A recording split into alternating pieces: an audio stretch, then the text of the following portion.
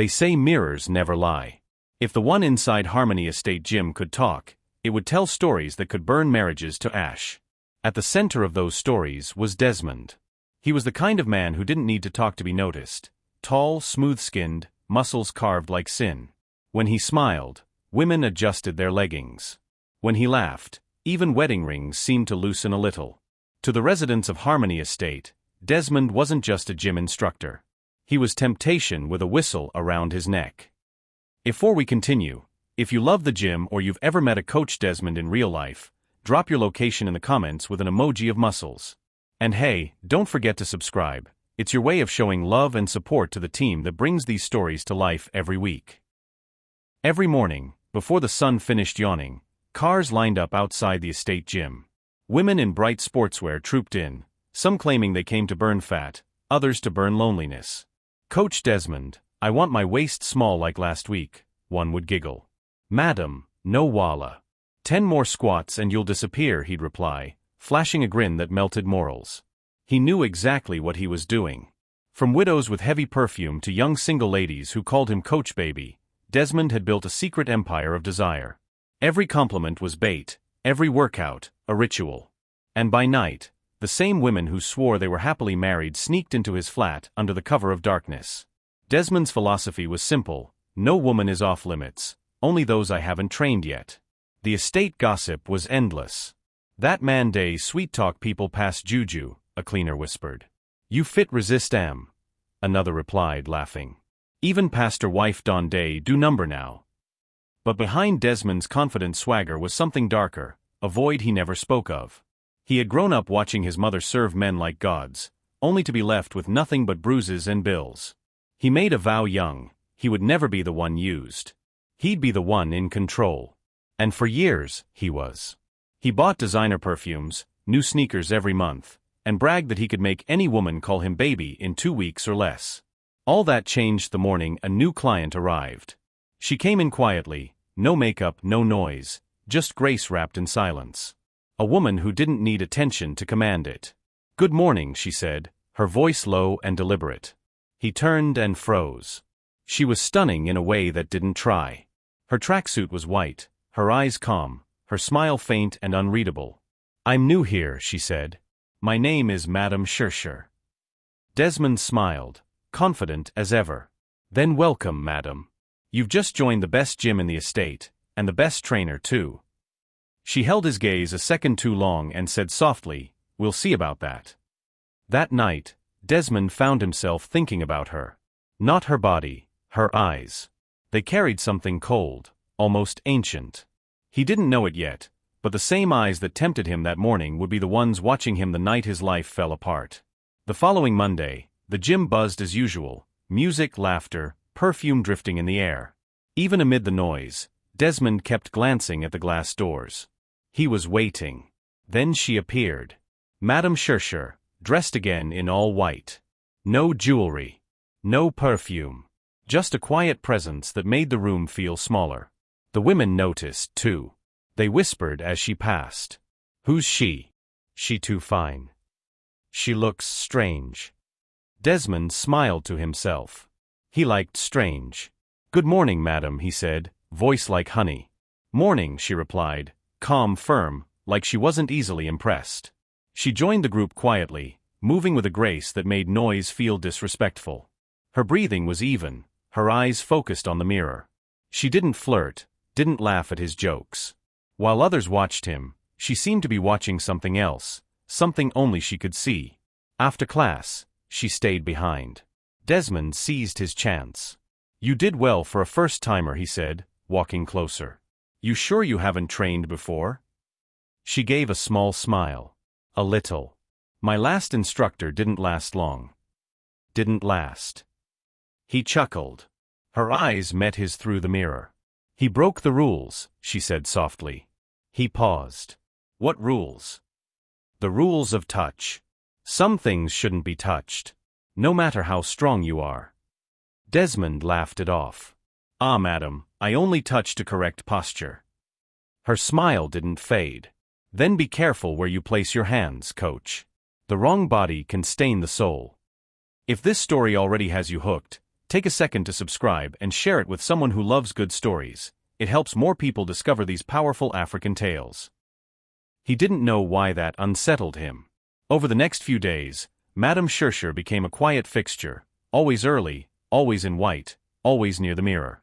Sometimes Desmond caught her reflection looking at him when her real eyes were lowered. Other times, her reflection didn't move at all, frozen, as if waiting for something. One morning, while correcting her form during a stretch, his fingers brushed her shoulder. The air changed instantly, colder, heavier. She turned slowly and looked at him. "I told you," she whispered. "Some touches don't wash off." Before he could reply, she stepped back, picked up her towel, and left, leaving behind a faint smell of lilies, and something metallic like rust. That night he dreamt of the gym. Empty. Dark. Cold. In the mirror he saw his reflection standing alone until a woman in white appeared behind it. Her hand rested on his shoulder. Her whisper crawled down his spine. 10 more squats, Desmond, for your sins." He woke gasping, sheets damp with sweat. When he turned toward the mirror in his room, his reflection was already smiling, but he wasn't. By morning, Harmony Estate was buzzing.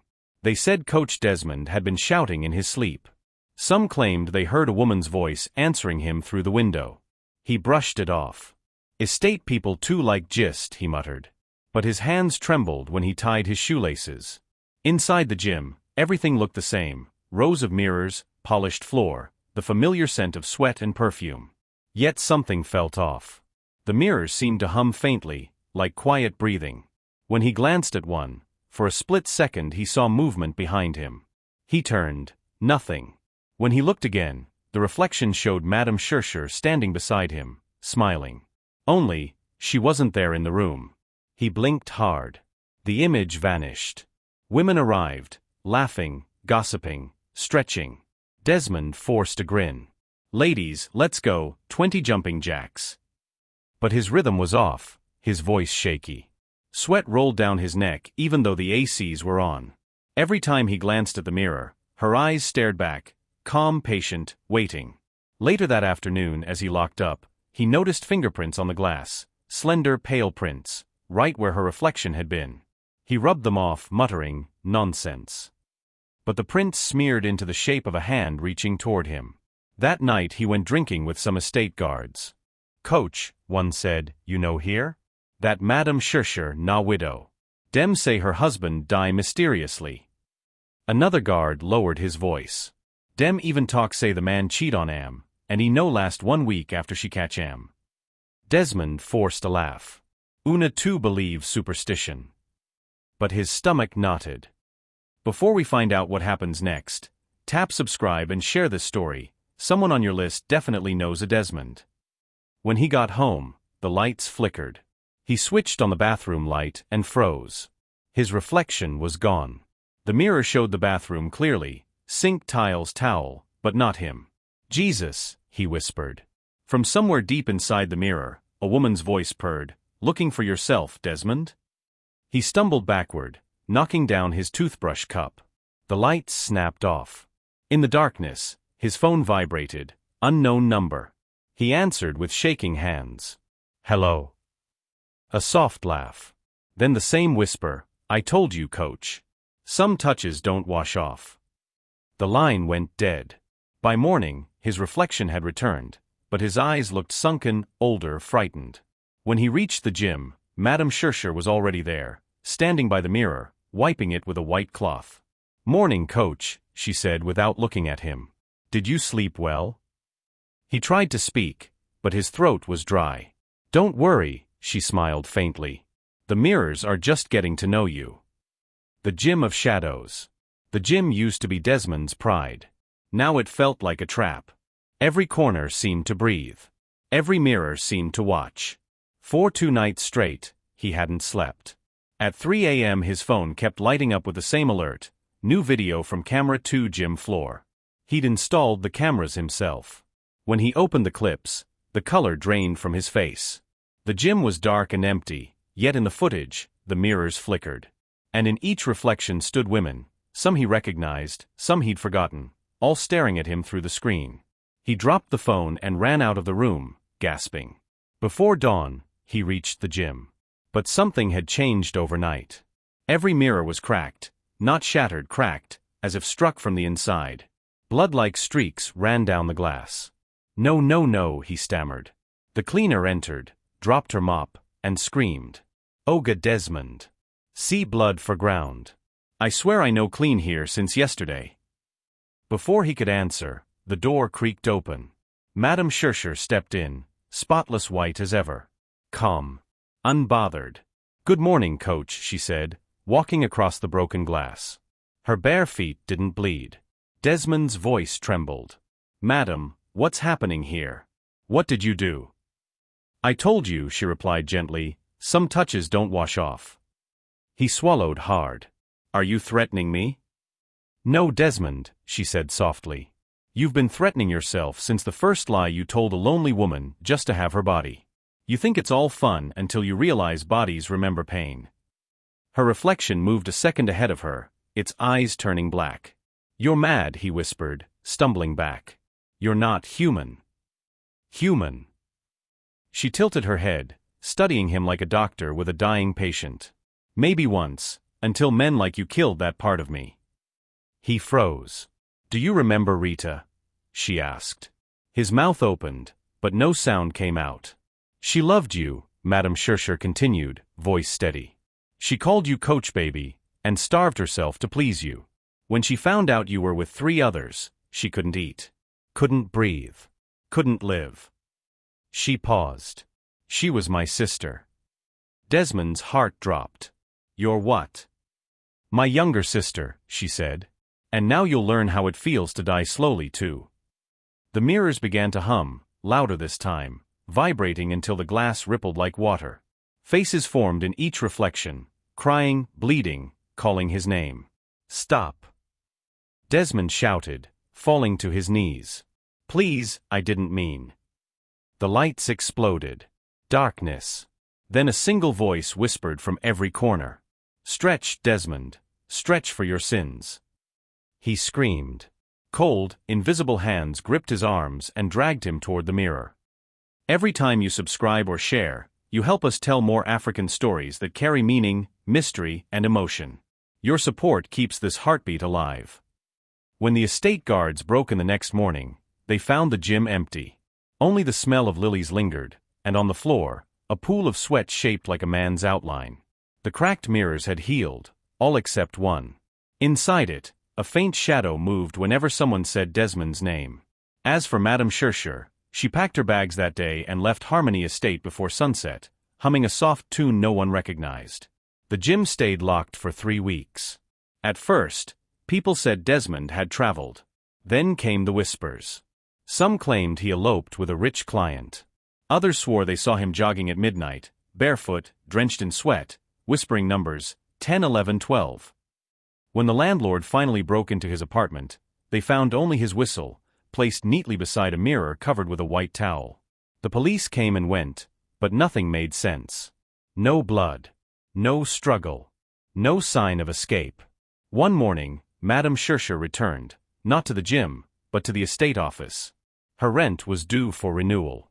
"Ah, Madame Schercher, you're back," the secretary said nervously. "People don't talk." "People always talk," she replied, signing the papers. In the glass tabletop, her reflection blinked a second too late. Before leaving, she handed him an envelope. "Please give this to the gym's new manager." When the man opened it later, it contained only a note. "For every sin of pleasure, a mirror keeps the memory. Tell him never to face the glass after midnight." The gym reopened with a new instructor, younger, humble, nothing like Desmond. But strange things continued. Mirrors fogged up by themselves. Sometimes, when clients passed the largest mirror, they swore they heard a man's whisper, 10 more squats, madam." One woman fainted after claiming she saw a reflection smile at her even though she wasn't. Soon the rumor grew that Desmond was trapped inside the gym mirror, forced to watch others sweat and struggle forever, the same way he'd used women without remorse. Madame Schercher never returned. But the cleaner said that every full moon, a woman dressed in white stood outside the gym gate, staring silently through the glass, before disappearing again. The estate tried to forget, but stories like that never die. They only change shape. And sometimes, when new residents join the gym, someone points to the old mirror and says, "Be careful. That one doesn't just show your body. It shows who you really are." Lust can make a man believe he's in control, but in truth, it is the one controlling him. Desmond thought every woman he touched was another victory, proof of his charm. But life has a way of balancing scales, sometimes slowly, sometimes painfully. Every heart he used became a mirror waiting for his reflection. And when the time came, those mirrors turned against him. No matter how strong or handsome a man is, when he treats people's feelings like toys, he ends up breaking himself. Desire can be sweet, but it stains the soul quietly. When it becomes addiction, even mirrors begin to keep receipts. Every heart you break is a reflection waiting to haunt you.